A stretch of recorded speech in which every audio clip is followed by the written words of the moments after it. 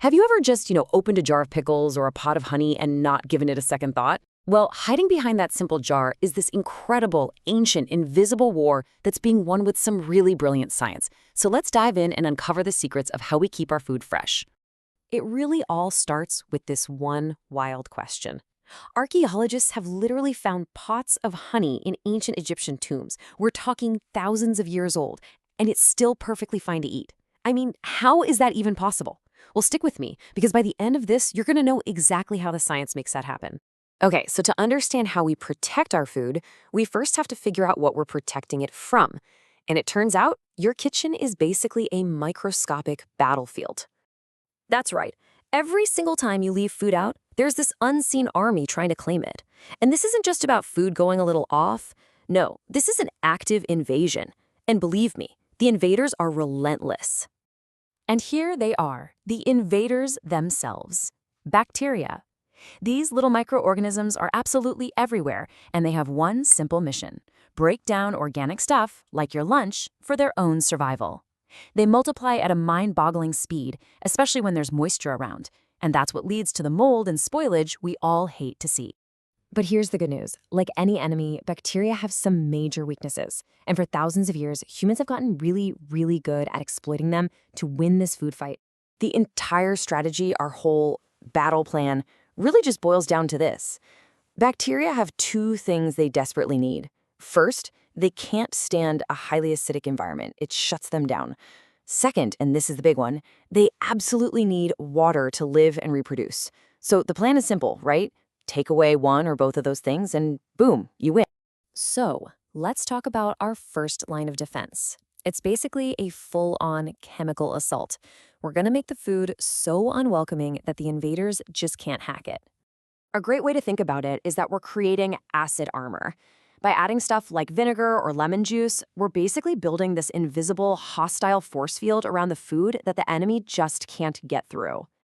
And this isn't just some vague idea. It's hard science. There's actually a magic number, a pH of 4.6. As soon as the environment gets more acidic than that, that's the line in the sand. Most of those nasty spoilage-causing bacteria are in serious, serious trouble.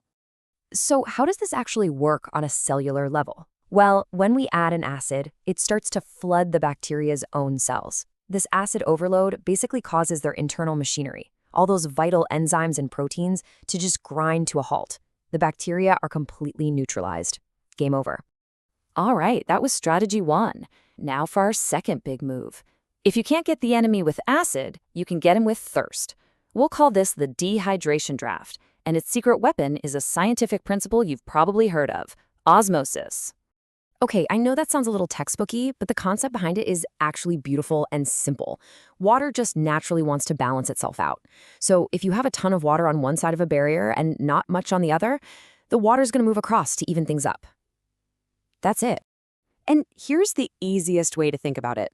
For our purposes, sugar and salt are just incredibly powerful water magnets. When you surround something with a whole lot of sugar or salt, you're creating an environment that is desperately thirsty for water. So where do these water thieves get the water they're looking for? They pull it, or maybe steal it, directly from the bacteria cells themselves. The process of osmosis literally yanks the water right out of the invaders, leaving them shriveled up, dehydrated, and totally unable to grow or multiply. So we have the acid attack, and we have the dehydration draft. Pretty cool, right? But the most effective preservation methods in history, the real champions, are the ones that don't choose. They use both strategies at the same time. Let's look at how this plays out in some foods you definitely know. Take jam, for instance. It's a master of that dehydration draft, using a massive amount of sugar to create that water-stealing effect. But then you get the superstars, pickles and honey. Pickles use vinegar for the acid attack and salt for the dehydration draft. And honey? Well, honey is in a league of its own. What this all means is that your refrigerator and your pantry are actually filled with these little scientific superheroes, quietly protecting your food day in and day out. First up, the pickle, a true guardian armed with the dual power of an acid brine. It creates this environment where bacteria just don't stand a chance. It's a brilliant 1-2 punch of pure chemistry. And then you have jam. By boiling fruit with a ton of sugar, we create this sweet but absolutely deadly trap. It lays what you could call a sugar siege on any bacteria that dares to invade, just using osmosis to suck them dry. And this brings us right back to our original mystery, honey, the eternal defender. See, it has an incredibly low amount of water to begin with, which makes it a dehydration master. But, and this is the amazing part, bees also add an enzyme that slowly creates tiny amounts of hydrogen peroxide. This makes honey naturally acidic. It's this powerful double defense that lets it last for, well, millennia. So just remember, this isn't some abstract science from a lab. From the salt on your cured meats to the vinegar in your salad dressing, you are using these powerful, ancient techniques every single day. It's all around you. Which, leaves us with one last thought. If a simple jar of pickles is a marvel of chemical engineering that's thousands of years old, what other ancient, brilliant technologies are just hiding in plain sight, right there in your kitchen?